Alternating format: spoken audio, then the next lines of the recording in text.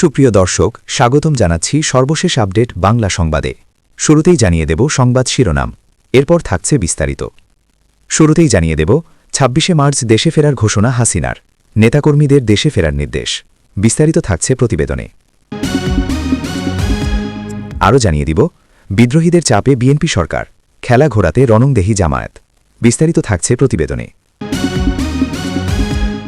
আরও জানিয়ে দিব যেই প্রকল্পকে বলা হয়েছিল দেশ বিক্রি, সেই পাইপলাইনে আজ জ্বালানির শক্তি ভিত্তি। বিস্তারিত থাকছে প্রতিবেদনে। আরও জানিয়ে দেব আদালতে দেওয়া মিথ্যা সাক্ষী ফাঁস সেনাপ্রধানের কুকীর্তি। বিস্তারিত থাকছে প্রতিবেদনে। আরও জানিয়ে দিব গুলশানে শত কোটি টাকার জমি দখল করলেন উপদেষ্টা রিজওয়ানা। বিস্তারিত থাকছে প্রতিবেদনে।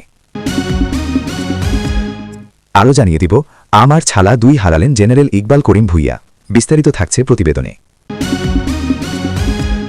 আরও জানিয়ে দিব আলুর বস্তা প্রতি 20 টাকা চালা দাবি স্বেচ্ছাসেবক দলের 2 নেতার। বিস্তারিত থাকছে প্রতিবেদনে। আরও জানিয়ে দিব বদলেছে বাংলাদেশের সরকার, এখনও রাষ্ট্রপতির গদিতে থাকতে চাইছেন চুপ্প। বিস্তারিত থাকছে প্রতিবেদনে। আরও জানিয়ে দিব মধ্যপ্রাচ্যে মার্কিন ও ইসরায়েলি ব্যাংকে হামলার হুমকি ইরানের। বিস্তারিত থাকছে প্রতিবেদনে। এবং সর্বশেষ জানিয়ে দেব হরমুজ প্রণালীতে পরপর 3টি জাহাজে হামলা, একটিতে আগুন। বিস্তারিত থাকছে প্রতিবেদনে। সুপ্রিয় দর্শক, এতক্ষণ শুনছিলেন সংবাদ শিরোনাম, এবারে শুনবেন বিস্তারিত। তার আগে ভিডিওটি ভালো লাগলে এবং সর্বশেষ আপডেট নিউজ পেতে চ্যানেলটি সাবস্ক্রাইব করুন। ধন্যবাদ।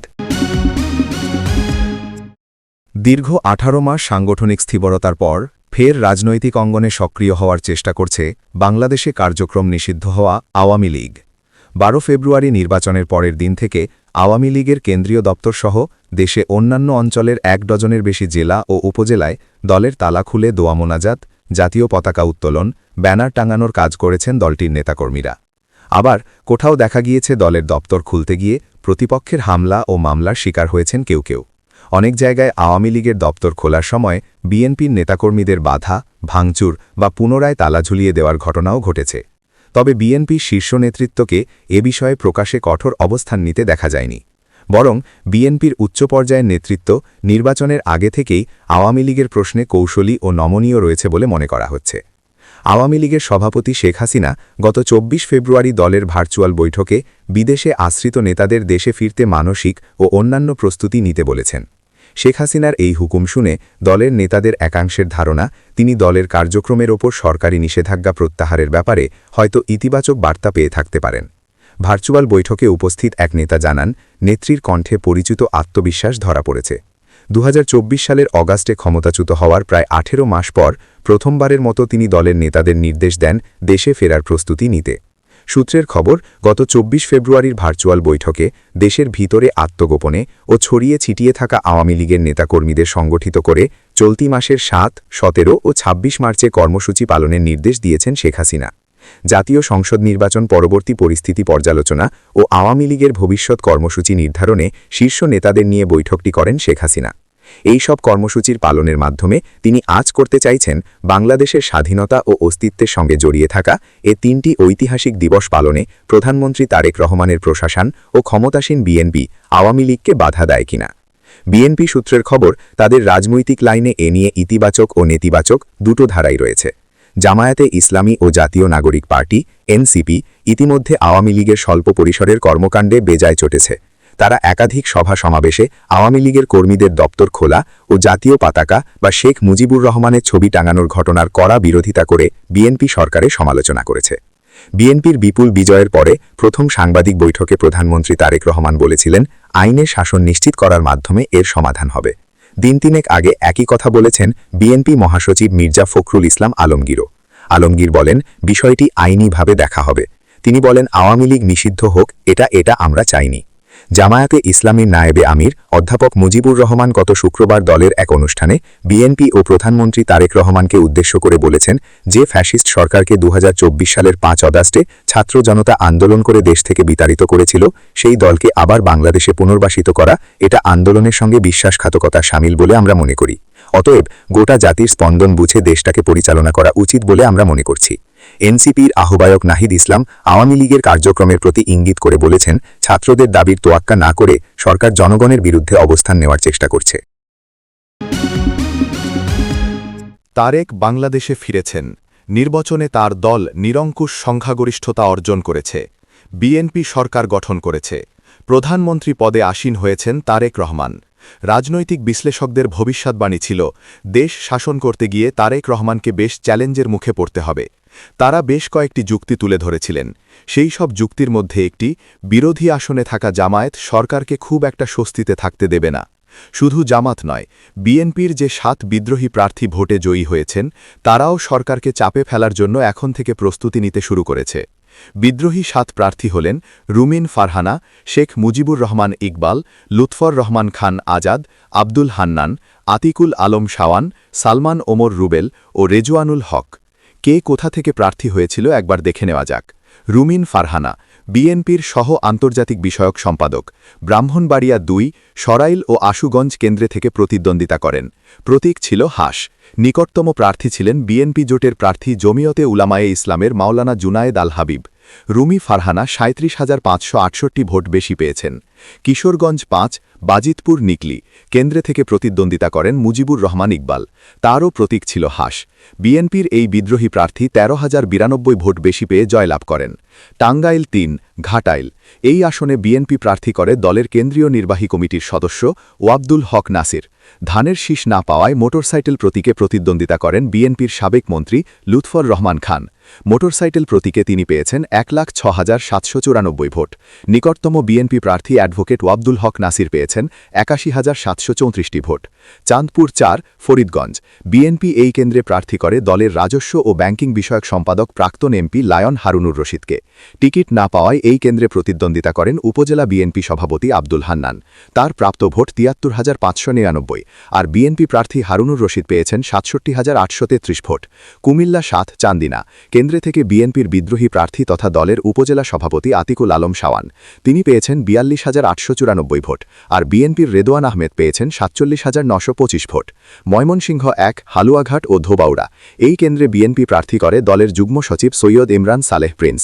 কেন্দ্র থেকে স্বতন্ত্র প্রার্থী হিসেবে প্রতিদ্বন্দ্বিতা করেন বিএনপির উত্তর জেলা সদস্য সালমান ওমর রুবেল। রুবেল পেয়েছেন ১,০৭,২৪১ ভোট। নিকটতম প্রার্থী বিএনপির সৈয়দ ইমরান সালেহ পেয়েছেন ১,৭৩৬ ভোট। জীবনে প্রথম ভোটে অংশ নিয়ে সাফল্যের মুখে দেখেন রুবেল। দিনাজপুর 5, পার্বতীপুর ফুলবাড়ি আসনটিতে ব্যারিস্টার AKM কামারুজ্জামানকে প্রার্থী করে বিএনপি। দলের বিদ্রোহী হিসেবে প্রতিদ্বন্দ্বিতা করেন রেজওয়ানুল হক। তার প্রাপ্ত ভোট ১,১৪,৪৮৪, আর বিএনপির কামারুজ্জামান পেয়েছেন ৯৮,৫৪৪ ভোট। তার নিকটতম প্রতিদ্বন্দ্বী এনসিপির ডাক্তার আব্দুল আহাদ শাপলাকলি পেয়েছেন ১,১০,১৯৫ ভোট। ভারতের শিলিগুড়ি অঞ্চলের নুমালীগড় রিফাইনারি থেকে বাংলাদেশের দিনাজপুর জেলার পার্বতীপুর রেলহেড ডিপো পর্যন্ত বিস্তৃত জ্বালানি তেল পাইপলাইন এখন দেশের জ্বালানি সরবরাহ ব্যবস্থায় এক গুরুত্বপূর্ণ অবকাঠামো হিসেবে কাজ করছে। বর্তমান সময়ে পাইপলাইন চালুর ফলে ভারত থেকে সরাসরি পাইপলাইনের মাধ্যমে ডিজেল আমদানি করা সম্ভব হচ্ছে, যা পরিবহন খরচ কমানো, সময় সাশ্রয় এবং জ্বালানি সরবরাহ ব্যবস্থাকে আরও নিরাপদ ও স্থিতিশীল করতে সহায়তা করছে। আগে যেখানে জ্বালানি পরিবহনের জন্য ট্রেন ও ট্যাঙ্কারের ওপর নির্ভর করতে হতো, সেখানে এখন পাইপলাইনের মাধ্যমে দ্রুত ও নিরবিচ্ছিন্নভাবে তেল পৌঁছে যাচ্ছে পার্বতীপুর ডিপোতে। তবে এই প্রকল্প যখন গ্রহণ করা হয়েছিল, তখন তা ঘিরে রাজনৈতিক অঙ্গনে ব্যাপক বিতর্ক সৃষ্টি হয়।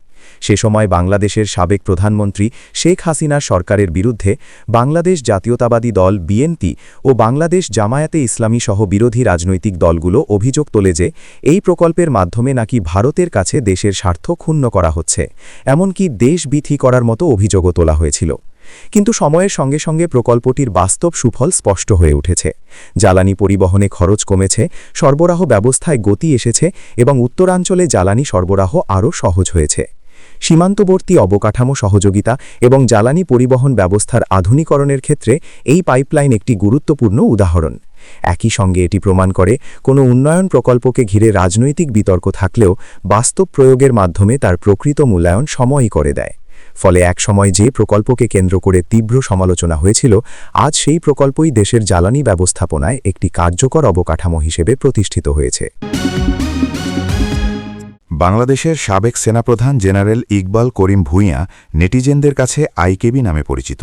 হাসিনা সরকারের আমলেন দুর্নীতি ও গুমসহ নানা বিষয়ে সক্রিয় অবস্থান গ্রহণ করেছিলেন। এবার সাবেক এই সেনাপ্রধান ফাঁসতে চলেছেন মামলার জালে।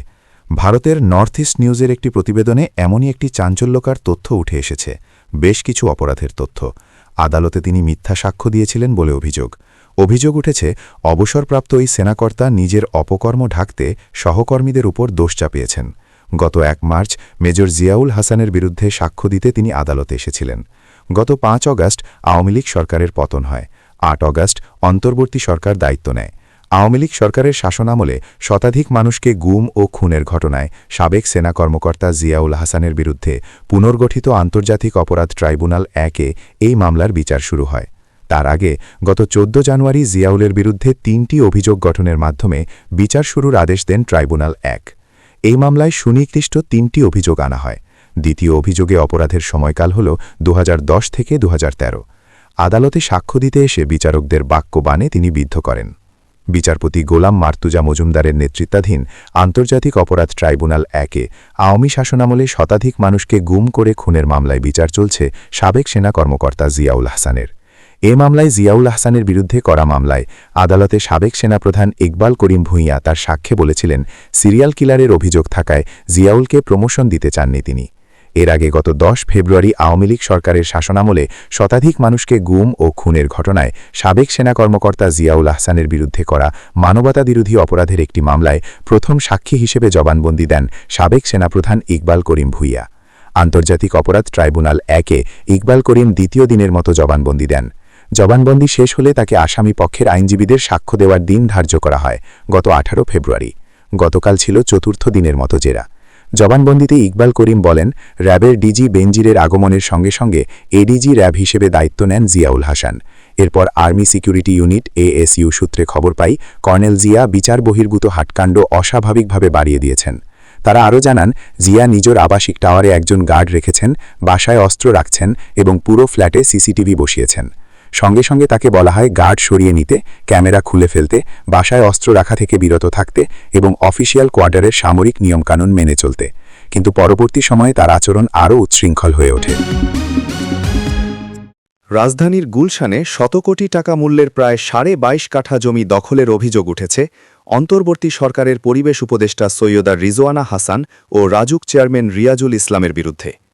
গুলশান নিকেতনের ২ নম্বর গেটের পাশে হোটেল সুইস হোটেলের বিপরীতে অবস্থিত এই জমিটি ৪২.২৭% লেডিস ক্লাব ও পার্ক করার নামে দখল করা হচ্ছে বলে ভুক্তভোগী মালিক পক্ষ দাবি করেছে। গত মঙ্গলবার এই কথিত পার্কের উদ্বোধন করেন রিজওয়ানা। ঘটনার বিবরণে জানা যায়, জমির প্রকৃত মালিক আব্দুর রহমান সোহেল তার নানার দান সূত্রে এই জমির মালিকানা লাভ করেন। তবে গত ৫ আগস্টের রাজনৈতিক পট পরিবর্তনের পর রাজুক সোহেলের বিরুদ্ধে একটি মামলা দায়ের করে, যার ফলে তিনি ও তার সহযোগীরা কারাবরণ করেন। পরবর্তীতে জামিনে মুক্তি পেয়ে তিনি জমির মালিকানা সংক্রান্ত বিরোধ মেটাতে রাজুক চেয়ারম্যান রিয়াজুল ইসলামের সঙ্গে একাধিকবার বৈঠক করেন। মালিকপক্ষের অভিযোগ, সমাধানের আশ্বাস দিলেও রাজুক চেয়ারম্যান পর্দার আড়ালে উপদেষ্টা রিজওয়ানা হাসানের সাথে যোগ সাজেশে জমিটি দখলের পরিকল্পনা করেন। অভিযোগ উঠেছে, এই দখল প্রক্রিয়ায় মূল সমন্বয়কের ভূমিকা পালন করছেন রাজুক কর্মকর্তা রাজিয়া সুলতানা, যিনি নিজেকে উপদেষ্টা রিজওয়ানা হাসানের ঘনিষ্ঠ বান্ধবী পরিচয় দিয়ে থাকেন। তার নির্দেশেই গত সোমবার রাতে হঠাৎ বুলডোজার নিয়ে সেখানে থাকা সব স্থাপনা গুড়িয়ে দেওয়া হয়। প্রত্যক্ষদর্শীদের মতে উচ্ছেদের সময় সেখানে একদল বহিরাগত লাঠিয়াল বাহিনীও অবস্থান নেয়। অভিযোগ রয়েছে, পার্কের নাম দেওয়া হলেও মূলত সেখানে বাণিজ্যিক দোকান তৈরি করা হবে, যার একটি অংশ উপদেষ্টার ঘনিষ্ঠজনদের বরাদ্দ দেওয়ার পরিকল্পনা রয়েছে। জমির মালিক আব্দুর রহমান সোহেল জানান, বিষয়টি নিয়ে তিনি পুনরায় রাজুক চেয়ারম্যানের কাছে গেলে চেয়ারম্যান তাকে সাফ জানিয়ে দেন, উপদেষ্টা ও তার বান্ধবী যা করছেন করতে দিন, পরে আমি ভেঙে আপনাদের জমি বুঝিয়ে দেব। তবে এই নিয়ে বেশি বাড়াবাড়ি করলে মামলা দিয়ে পুনরায় গ্রেফতারের হুমকিও দেওয়া হয় তাকে। চেয়ারম্যানের এমন মারমুখী ও বিতর্কিত অবস্থানের কারণে মালিকপক্ষ বর্তমানে চরম নিরাপত্তাহীনতায় ভুগছেন এবং আইনগত ব্যবস্থা নিতে ভয় পাচ্ছেন। ভুক্তভোগী সোহেল আরও দাবি করেন, তিনি জমির সমস্ত বৈধ নথিপত্র উপদেষ্টা সৈয়দা রিজওয়ানা হাসানের ব্যক্তিগত মোবাইলে পাঠিয়েছেন, কিন্তু এখন পর্যন্ত উপদেষ্টার পক্ষ থেকে কোনো ধরনের সাড়া মেলেনি। বরং সব প্রতিবাদ উপেক্ষা করেই আজ দখলকৃত জমিতে ঘটা করে উদ্বোধনী অনুষ্ঠানের আয়োজন করা হয়েছে। এই ঘটনায় প্রশাসনের উচ্চপদস্থ ব্যক্তিদের সম্পৃক্ততা নিয়ে এলাকায় ব্যাপক চাঞ্চল্যের সৃষ্টি হয়েছে। শেখ হাসিনার শাসনকালে ২০১২ সালের ২৫ জুন বাংলাদেশের সেনাপ্রধানের দায়িত্ব গ্রহণ করেছিলেন জেনারেল ইকবাল করিম ভূঁইয়া।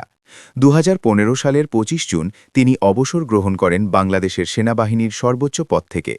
তারপর থেকে আর এই সাবেক সেনাপ্রধানের কোনো খোঁজ ছিল না। কারো তো লোকচক্ষুর আড়ালে চলে যান বাংলাদেশ সেনাবাহিনীতে একেবি নামে পরিচিত এই সেনাকর্তা।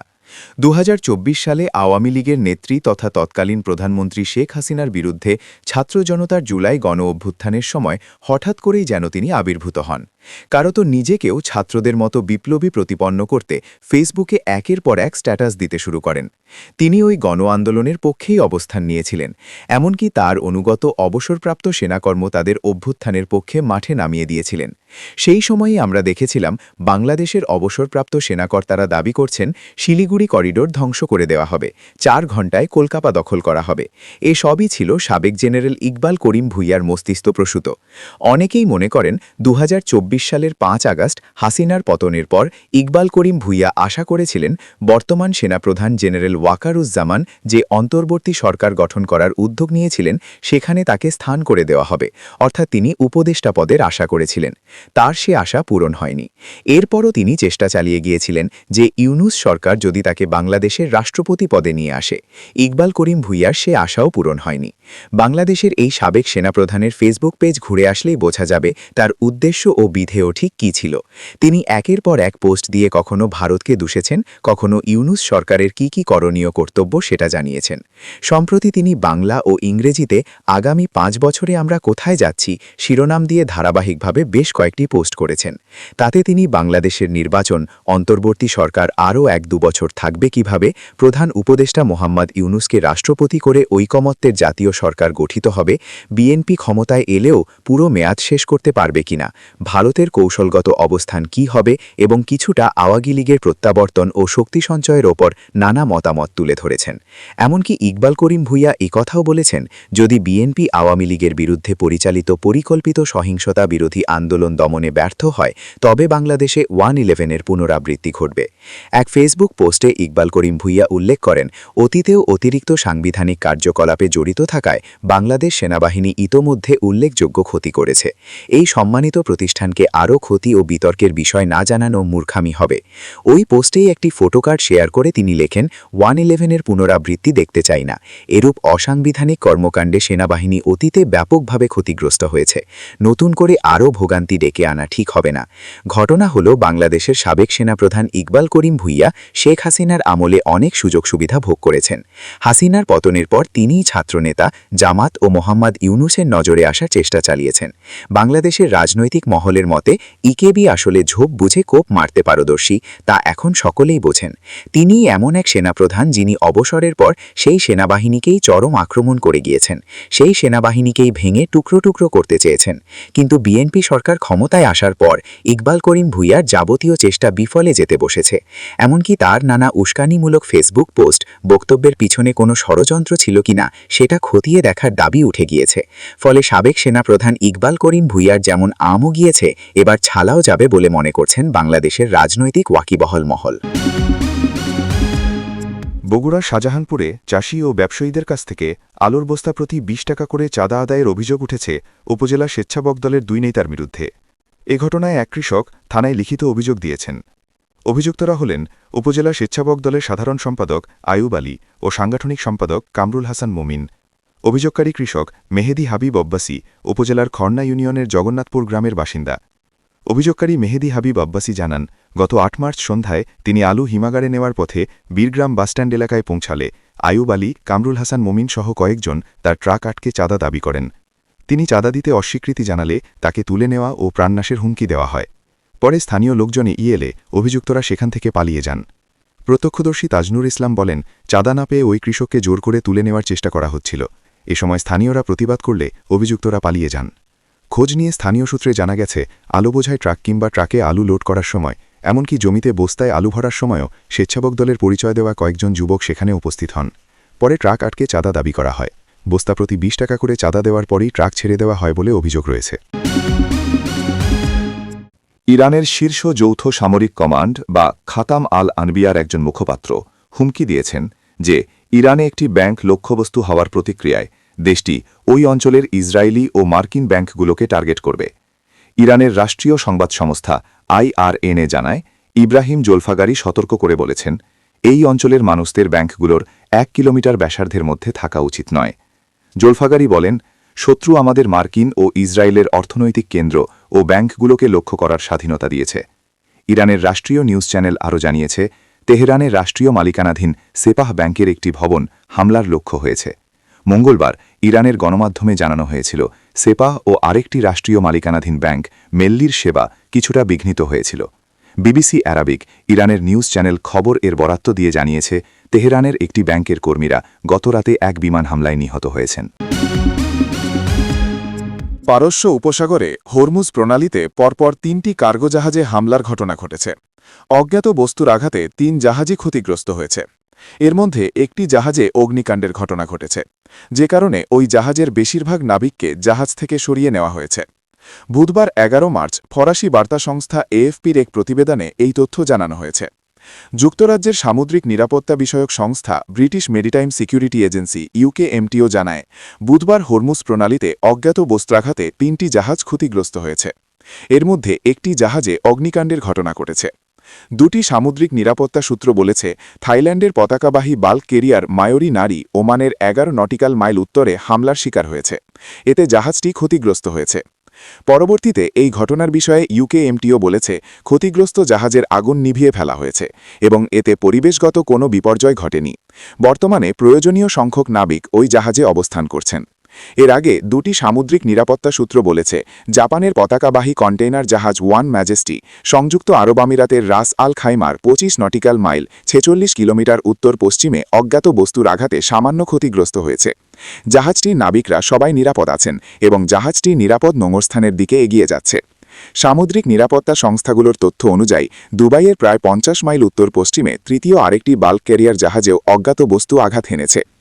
মেরিটাইম ঝুঁকি ব্যবস্থাপনা কোম্পানি ভ্যানগার্ড বলেছে, মার্শাল আইল্যান্ডসের পতাকাবাহী জাহাজ স্টার গুইনেথে আঘাতের ফলে ক্ষতি হয়েছে এবং জাহাজটির নাবিকরা নিরাপদ আছেন।